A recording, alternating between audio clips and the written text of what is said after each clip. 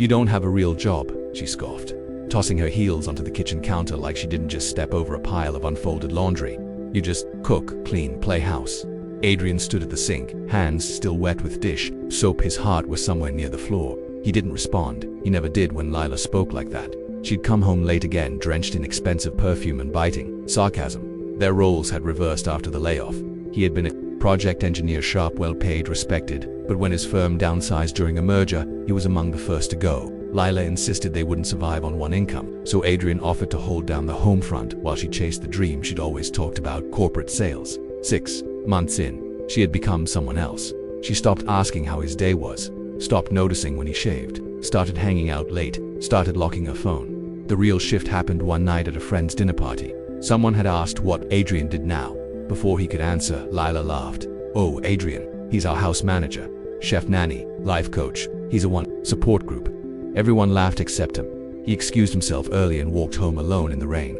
"You're not a man anymore," she whispered during a fight a few weeks later, thinking he was too defeated to respond. "Real men build. Real men don't fold towels." That night, he quietly removed his wedding ring. The discovery: it didn't take much digging.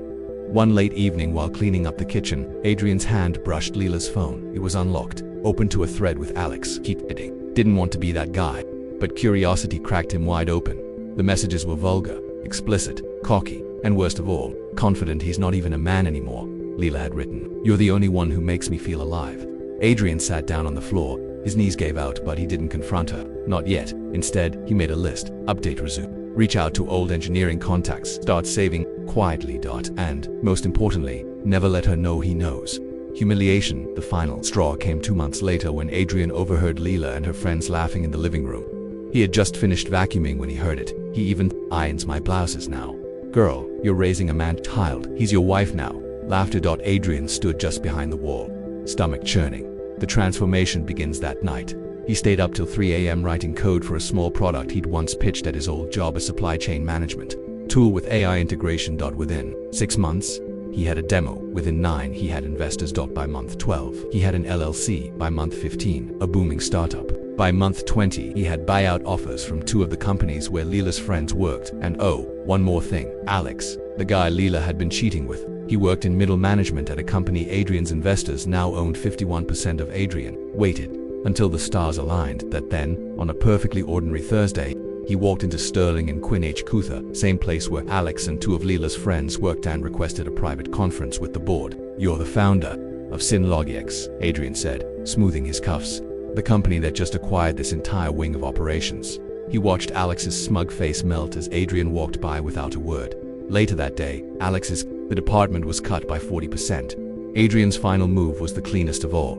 He came home early that evening. Lila was lounging on the couch, phone in hand, wine half gone. "I'm moving out," he said plainly. She blinked. "Wait, what? What do you mean?" "I know about Alex. I've known for a while. I was just waiting." Lila scrambled, stammered, pleaded, then threatened, then begged again. He left her standing there, closing beat to set up for part 2. 3 weeks later, a letter arrived at Lila's office. Eviction notice. She'd been living in the house under his name the entire time.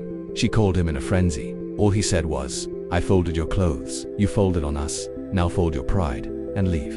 Adrian stared at the glowing city lights outside his small, rented apartment. It had been exactly 1 year since he walked out of the house where Lila and her lover had laughed behind his back, calling him the maid as if his hard work, his loyalty, his love were things to be mocked. But they had no idea who they'd humiliated.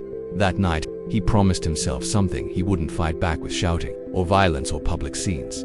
No, he'd fight back with success so loud it would make their ears bleed. He had nothing left. No house, no marriage, no friends. Most had quietly picked Lila's side or stayed neutral, not wanting to get involved. But Adrian, he had one thing: his skill. He'd worked for years as a logistics supervisor. He knew supply chains, warehouse management, personnel organization, and most of all, he knew how the company Lila and her lover Tristan operated. Adrian had once applied there, got rejected because they weren't hiring right now, but he knew better. Tristan had made sure of that, had probably laughed while deleting his application. The same company, Kensworth Global, had hosted the office party where Adrian caught them. It was Tristan's father's company, and Tristan was being groomed to take over someday. Lila had fit in perfectly, charming, attractive, manipulative, everything a snake pit like that loved. Adrian hadn't cried since that night, but he had burned every single day, so he started rebuilding. Step 1. Skill sharpening. By day he worked warehouse contracts, sometimes 18 hours straight. He ate instant noodles, kept his expenses microscopic. By night, he took online courses in operations, strategy, AI inventory systems, and financial structuring. In 6 months, we had 3 new certifications, and his resume was no longer a dusty page. It was a sharpened weapon. He didn't just want to work, he wanted ownership. Step 2. Partnership. At one of his late-night logistics gigs, Adrian met someone who'd change everything, Marcus Tang, a former executive who had been pushed out of Kensworth Global by none other than Tristan's father, in a hostile internal sweep. Marcus was older, bitter, and incredibly well-connected. "You say you want to bury those snakes?" Marcus asked one night, sipping black coffee across from Adrian at a grimy diner table. Adrian nodded. "Not bury, replace." Marcus laughed. "Now that I can work with." Step 3. Startup fire. They started with nothing but a storage unit and laptops. Marcus brought in quiet angel investors, people who hated the old boys club at Kensworth. Adrian brought in brains, sleepless hours, and field-tested grit. In 8 months, they had a functioning logistics firm, Novacore Systems, with 2 clients, 1 small warehouse, and 0 recognition. But that's when Adrian made his power move. He applied for government contracts, not under his name, under Novacore. And when the bids were opened, Novacore underbid every competitor, including Kensworth, while offering better AI integration and efficiency guarantees. They won. In under a year, Novacore became the name for military and government logistics across 3 regions. And with that, Adrian became the man they never saw coming. Step 4. Infiltration. He stayed anonymous. He let Marcus take the public credit, but behind the scenes he bought small shares of Kensworth, always through proxies, bit by bit, quietly. Until one day, Novacore got an offer from Kensworth Global. They wanted to partner, which in industry terms meant leech off the competition they couldn't crush. Adrian smiled. He agreed to a meeting at their headquarters, the same building where he once stood, invisible, next to Lila at the party, while she pretended he was just a friend who helps with errands. He walked into the glass skyscraper in a fitted black suit, confident, cold. And they didn't recognize him, at least not at first. The boardroom scene. Tristan, now a VP, strutted into the room with his perfect hair and smug grin. "Marcus," he said, offering a handshake, "and this must be." He trailed off. Adrian turned, slow and deliberate, Tristan's face drained of color. "Adrian," he whispered. Adrian smiled faintly. "Pleasure to see you again, Tristan. You look like you've seen a ghost." Lila entered moments later, late, as always. When she saw Adrian, she froze. She looked older, harsher, the sharp beauty dulled by bitterness. "Adrian," she said, stunned. "What are you doing here?" He looked her up and down, then casually opened the Novacore folder in front of him. "Discussing your company's acquisition." Step 5. Checkmate. The board meeting was brutal. Novacore revealed they'd bought 37% of Kensworth shares again, all through legal channels, proxies, and smart silent moves. Adrian didn't need a majority. He just needed the right people to back a motion, and Marcus knew exactly who to call. Within weeks, the boardroom battle ended. The old CEO, Tristan's father, was removed in a vote of no confidence. Novacore and its partners took controlling interest. Tristan was demoted, Lila was terminated, and Adrian, he was named interim CEO just long enough to sign off on the restructuring plans and decide who stayed. He didn't gloat. He didn't insult. He simply signed the paperwork. And as Lila walked out of the building, a cardboard box in hand, she stopped. "You planned this," she whispered. "From the beginning." Adrian tilted his head. "No," he said quietly. "I survived. Then I built something better. You just made sure I had the fuel." The final scene, the maid's mansion. 6 months later, Adrian stood on the balcony of a sleek, modern home, no longer rented, no longer modest. His success wasn't just wealth. It was peace, stability, control over his life again. Wyatt, his one loyal friend, raised a drink. "You did it, man," he grinned. "You torched the empire and built your own." Adrian nodded. "They called me a maid," he said, voice calm. "Turns out, I just needed to clean house." The sun set behind him, golden and final. This wasn't revenge, that it was redemption. Adrian thought it was over. The company takeover had gone through, the signatures were dry. Lila and Tristan were out of the building, out of his life. For the first time in years, he felt still, but peace doesn't last when people like them still have something to lose, especially when they realize you took everything they thought was theirs. It began with an email, short, anonymous, sent to Novacore's board of directors. Subject: urgent, questionable financial practices at Novacore. Attached were manipulated spreadsheets, forged documents that, at a glance, suggested Adrian had rerouted company funds for personal use. Millions. False. Every figure a lie. But lies stick, especially when they're timed perfectly. Dropped into the hands of competitors, journalists, and government liaisons Adrian had spent months building trust with. Marcus burst into Adrian's office the next morning. "They're trying to burn you," he said, throwing down a folder. This wasn't just a smear. They timed it with the military contract renewal. We could lose everything. Adrian didn't even blink. Who sent it? He asked. Marcus hesitated. Guess. Adrian exhaled, bitter amusement in his voice. Tristan. But Tristan wasn't working alone. In the month since being ousted, he'd joined forces with an old Kensworth supplier, a man named Doyle, who'd lost millions when Adrian had slashed their overpriced contract. Doyle had cash, connections, and a grudge. Lila, too, had found a new stage. Social media. She was doing interviews, podcasts, writing a tell-all memoir about her abusive, emotionally neglectful ex-husband who ruined her life. Adrian watched one clip, just one, and then closed the browser. They weren't trying to win. They were trying to drag him back into the mud to make him react. But Adrian had learned the most powerful kind of revenge wasn't rage, it was restraint. He didn't fight the rumors. He let them swirl, let people whisper, let competitors salivate, and then he held a press conference. Some of you may have received misleading information recently, Adrian said. Calm, dressed in charcoal gray with the city skyline behind him.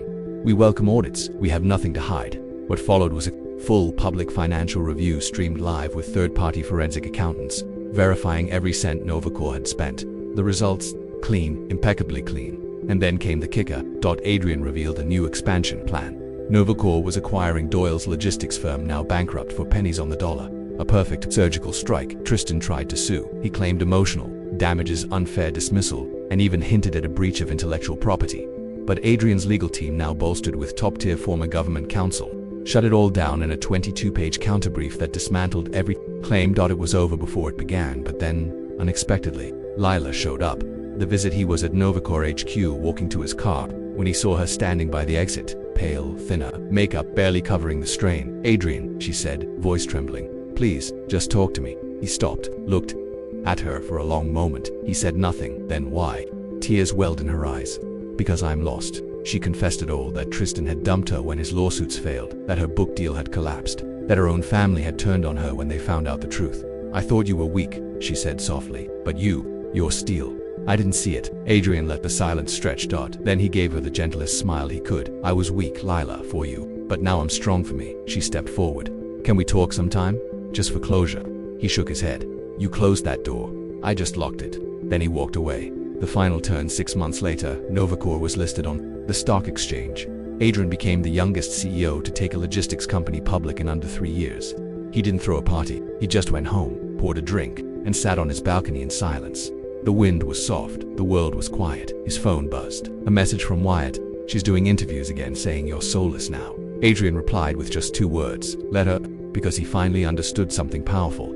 Sometimes you don't have to bury the past, you just have to outgrow it and let it rot in the shallow grave it dug for itself. Adrian had finally moved on, or so he thought.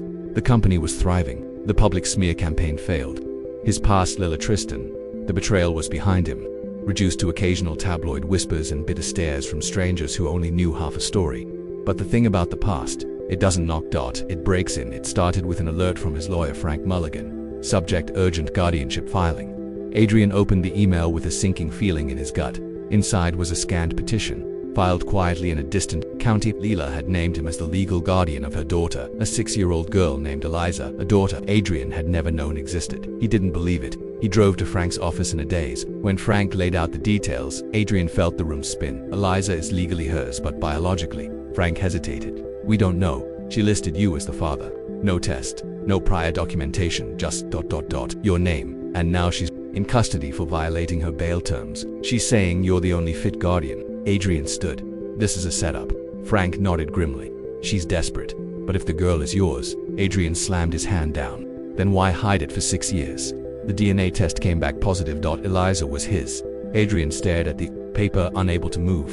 The realization hit him harder than anything else Lila had ever done. Not just the betrayal, not just the cheating, but the theft of time, of fatherhood. 6 birthdays, her first steps, first words, all stolen. And now, the courts had given him custody. Lila hadn't just tried to hurt him. She'd built a backup plan using their daughter as a pawn. He met Eliza 2 days later. She was shy, big brown eyes, holding a stuffed rabbit with one ear missing. Adrian knelt. Hi, he said, voice barely steady. I'm Adrian. She studied him for a moment, then whispered, Are you my dad? He felt his throat close.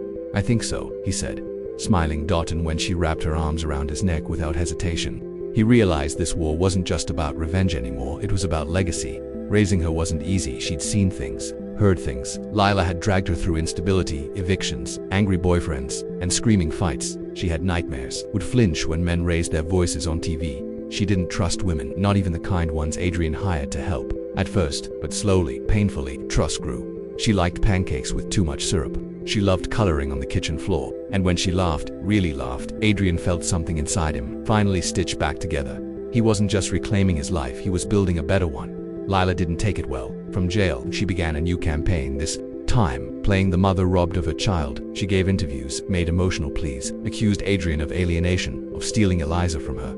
"She's the only thing I have left," she sobbed on one podcast, "and he's using money and power to erase me." Adrian said nothing publicly, but Frank was busy behind the scenes. "We're counterfiling," he told Adrian. "Sole custody, supervised visitation only, based on neglect, abandonment, and manipulation." Adrian hesitated. "I don't want to punish her," he said quietly, "but I won't let her poison Eliza." "Exactly," Frank replied. Then Tristan came back, not in person. He had fled overseas after failing to win anything in court, but he sent letters to Elisa claiming he was her real dad, saying Adrian was a liar, enclosing fake pictures of their time together clearly doctored, but dangerous nonetheless. Eliza didn't believe them, but Adrian burned every envelope anyway, then hired a private investigator. He wanted everything: where Tristan was, who he was staying with, what his plans were. "You don't move forward," Adrian muttered, "if your enemies are still writing chapters behind your back." A year passed. Eliza grew stronger, brighter, happier. Adrian built a home, not just a company. He stopped staying late at the office, learned how to braid hair badly, read bedtime stories, even smiled more. But just when peace felt real, the knock came again, this time from Tristan's mother, a woman Adrian had barely spoken to in years. "Please," he said on his porch, "I need to see Elisa, she's my granddaughter." Adrian was stunned. "You supported Lila when she lied," he said coldly. "I didn't know," she whispered. "He didn't even tell me about her. I found out from the news." Adrian studied her, looking for manipulation. But what he saw instead was age, regret, pain. So he said, "She's not ready yet, but maybe, someday." And for the first time since the war began, he felt something like grace. Lila lost the custody battle permanently. The judge granted Adrian full parental rights. Lila's appeals were rejected. Frank delivered the final court ruling in a plain manila envelope. Adrian didn't open it right away. He sat on the porch, watching Eliza chase fireflies in the backyard. She shrieked with joy as one landed on her nose. He smiled. He'd won not through revenge but through patience, integrity, and love. But one day, years later, a package arrived at the Novacore front desk. No return address. Inside was a small velvet box, a child's necklace engraved with the name Eliza and a note: "She'll come looking one day and I'll be waiting. Lila." Adrian held the necklace in his hand, and for a moment, just one, the old fury flickered again. But then he placed it in a safe, looked out his office window, and whispered, "She already found what she was looking for."